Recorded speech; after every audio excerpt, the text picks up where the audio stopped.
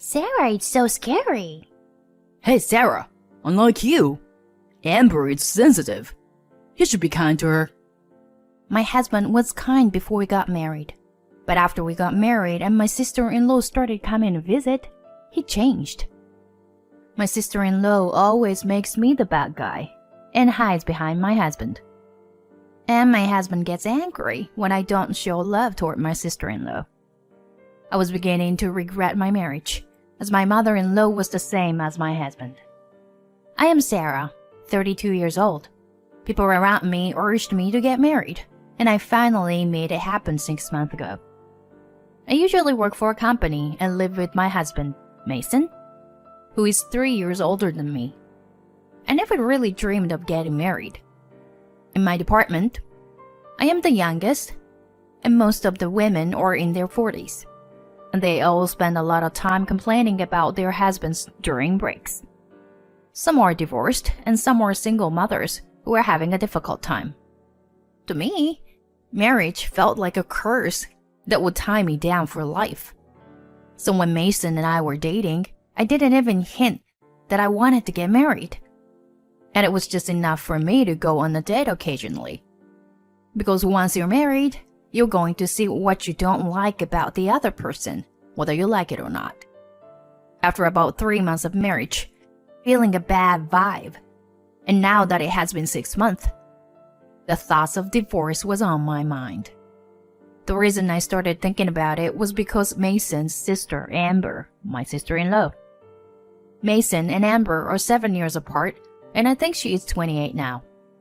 My in-laws and Mason must have loved or spoiled Amber a lot. She's quite the spoiled brat. Mason had bragged about having a cute little sister many times since we were dating. But I just thought he simply loved his sister at that time. And it never occurred to me that he was attached to his sister. But I think I saw a glimpse of it during our wedding greetings. Even though we were to talk about our marriage, my mother-in-law kept talking about Amber. You know, Amber loves her older brother and a very sweet girl. If you have a fight with Mason, you should call Amber.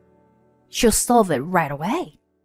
Mason nodded his head in agreement with his mother, and for some reason he looked very proud.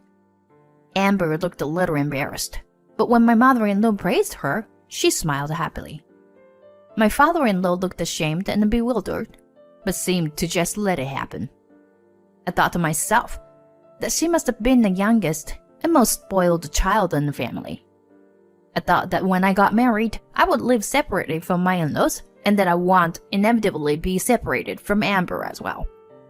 However, I was wrong. Amber used to come to our house once every 2 weeks when we first got married. But the frequency of her visits has increased to once every 3 days now. She always came when Mason was home on say, "Mason!" and hugs Mason like a child. He would pat her head gently and said, Oh, Amber, you can't help it, can you? I'm married now, so no more for you. He says no, but he doesn't mean it. When I look at them with wide eyes, Amber shows tears in her eyes and gives Mason a frightened look. Sarah, it's so scary. Hey, Sarah. Unlike you, Amber is sensitive. You should be kind to her. Mason has become a different person since we got married. Where is the kind Mason he used to be? Especially when Amber is involved. He becomes nervous, like a mother cat protecting her child. Even though I thought that my marriage was a failure, I had to live with my husband's relationship with his sister because it was not a valid reason for divorce. Amber's outburst became more serious. I manage Mason's and my salary and give him an allowance of $500 a month. I also have an allowance of $500 for myself to keep it equal. But one day, Amber suddenly said, "Mason, I got fired from my job." I don't know how Amber is behaving at work, but it is probably Amber who is at fault. It's obvious from her private life that she hasn't been taking her work seriously, and I feel sorry for the company that hired her. What? I'm gonna go and complain to them then. Hey, Sarah, we'll have to sue them for unfair dismissal. But Mason doesn't share my opinion. He wants to bring me into this and drive that poor company even further into the ground. Amber, do you even know why you were fired? Something about how all the guys were nice to me, but all the female seniors were mean to me. And a bunch of them went to their bosses, saying that they will quit because of me. Amber said with tears in her eyes, and Mason became even more furious. Why would they make such a lovely girl to go through such a thing? I'm gonna go directly to those bosses and have them fired. Amber looked happy, but I sighed and said, Don't do it. For all I know, Amber must have done something wrong. Why can't you make a reasonable decision when your sister is involved?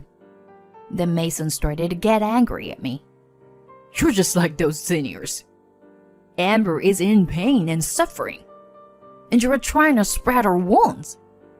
You are now like Amber's sister. You should be aware of that. I may have become Amber's sister-in-law, but that doesn't mean I should treat her like a child.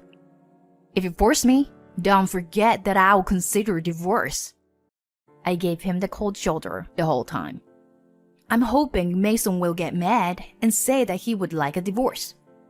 Then one day, my father-in-law decided to go overseas for 6 months due to his work.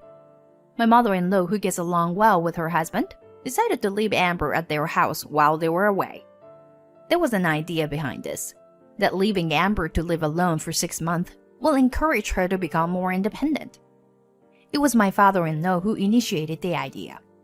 My mother-in-law, who has the same thoughts as Mason, would never have approved of such a plan. Before my in-laws went overseas, my father-in-law contacted me. Actually, it's about Amber. I've always felt that my wife and Mason have always loved her and spoiled her a little too much. No matter what I said, I couldn't say anything strong enough when the three of them blamed me, as they felt sorry for Amber. But if we don't do something, Amber will be ruined. If Amber can live on her own while we are abroad and pay for utilities, she'll understand that the world is a tough place. I nodded in agreement with my father-in-law. Yes, Amber has been spending all of her salary on luxuries, buying only luxury brand items, and I think she has no control of her finances.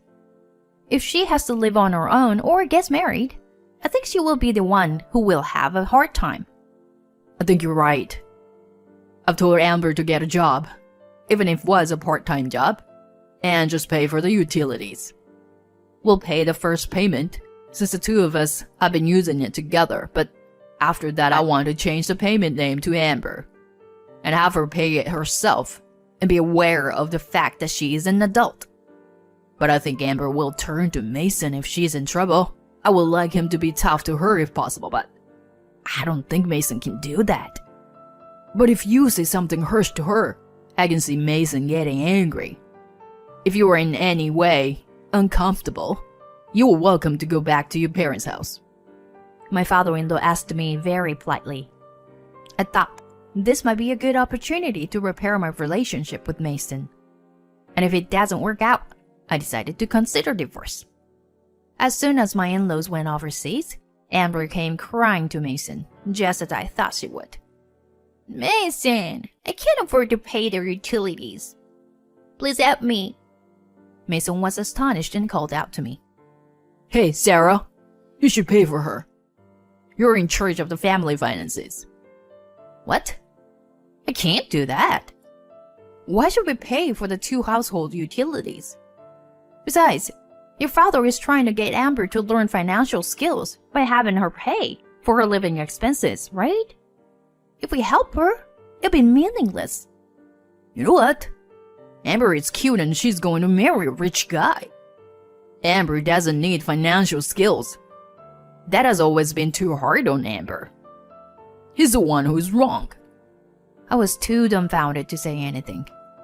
My values are too different from theirs. I felt like maybe I could understand people from other cultures better than them. We're from the same country and speak the same language, but if we can't reason with each other, it's not worth talking about anything anymore. With this in mind, I stopped saying anything about Amber from then on. Whether Amber came over to Mason's house every day and was spoiled, or whether she gradually brought her belongings into the house and started living in Mason's room, I decided to ignore them and live by myself. In other words, I started doing only my share of the housework. Then Mason started getting angry. Why don't you do the chores? You're out of your mind. Cute Amber is having a harder time. No, I'm the one who is having a hard time. You're so busy with Amber that you don't do your share of housework anymore. Amber doesn't even look for a job. She just lounges around all day and asks for an allowance. How old is Amber? She's not a child. She was a working adult until she got fired, right? It's you who is ruining Amber. You're spoiling her so much that you're turning her into a child who can't do anything. I was so angry that I blurted out the truth, what I had been feeling for a while now. But just as I thought, that logic doesn't work with Mason. Why not? Amber doesn't have to do anything. Unlike you, she's pretty and sensitive. Then maybe you should marry Amber. Talking to Mason is not constructive. I spoke softly to Amber, the source of the problem. Hey, Amber, do you know it's going to be hard for you? I hope you find a husband who is willing to support you as an old jobless woman. Maybe a rich guy, and somebody like Mason? But the reality is, there's no one like that.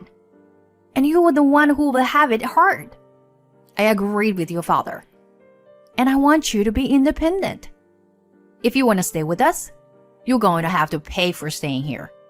If you don't want to do that, then you will have to do all the housework. If you don't want to do that, then go back to your parents' place. You have to be able to earn your own money, at least for utilities. And if you want us to help you, we'll help you at least a little. The only person who can say no to this and no to that are children who are in that kind of phase. Don't you understand that you've been troubling me all along? I said with a smile. But Amber started crying and went to hug Mason again. Mason is constantly berating me and preventing Amber from being independent. After that, I decided to live my life, ignoring these siblings. 2 months after my in-laws went overseas, I received a payment slip for water and utility bills. The mailing name was in Amber's name, but the address was ours. I put them on a table and left them there. I even received a notice that the water supply would stop if the payment is not made. My parents-in-law's house is probably without electricity or gas. After a while, the water supply will be shut off too.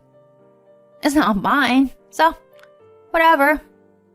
I decided to ignore everything and leave Amber to my in-laws when they come back. I thought this would make my mother-in-law understand what was the problem. After that, I tried to visit my friend's house as much as possible because Mason and I would fight whenever we saw each other. When I talked to the senior staff at work, they supported me and said that they will be there whenever I'll have to get a divorce. They told me that I should make a record of conversations and that I should keep a diary, which I immediately decided to do. And now it's been 6 months since my in-laws went overseas. The day they returned home was a holiday, and Mason and Amber had gone somewhere, so I was home alone for the first time in a while. Just after noon, the doorbell rang at the apartment. It was my mother-in-law with a furious look on her face. I had a bad feeling about this, as I sent her up to her room.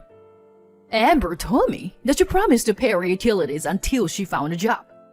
I can't believe you ignored that and didn't pay at all. When we came home tired after a long trip, I couldn't believe there was no electricity or water. Are you harassing us? My mother-in-law is just like Mason.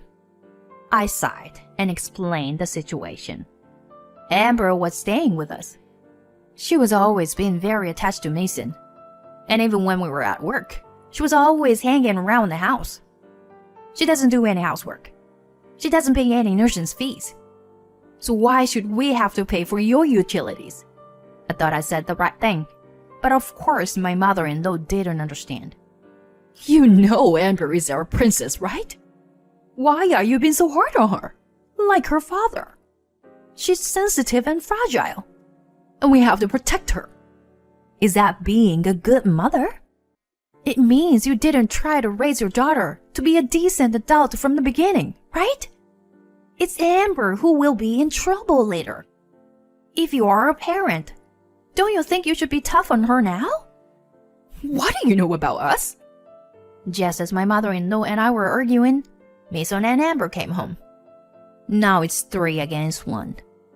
I was able to leave for my parents' house with the bag I had packed earlier when the doorbell rang. I answered the intercom to find my father-in-law standing there. When I let him in, the first thing he did was to scold Amber. What the hell did you think you were doing? Your mother told me everything. I heard that you had been staying at your brother's and causing trouble for Sarah. Then it was my mother-in-law who responded. No, that's not true. Amber couldn't find a job and asked Mason for help. But Sarah gave her a cold shoulder and didn't want to help at all. Mason took pity on Amber and at least let her stay at home. Sarah said she would pay the utilities, but she didn't. The electricity and water were cut off because of Sarah. I hurried to correct her story. Oh no, that's completely false. I never said I was going to pay it. Yes, the utility bills did arrive at my house. But I put it on the table in front of the sofa, where Amber always lounges, so that she can easily find it.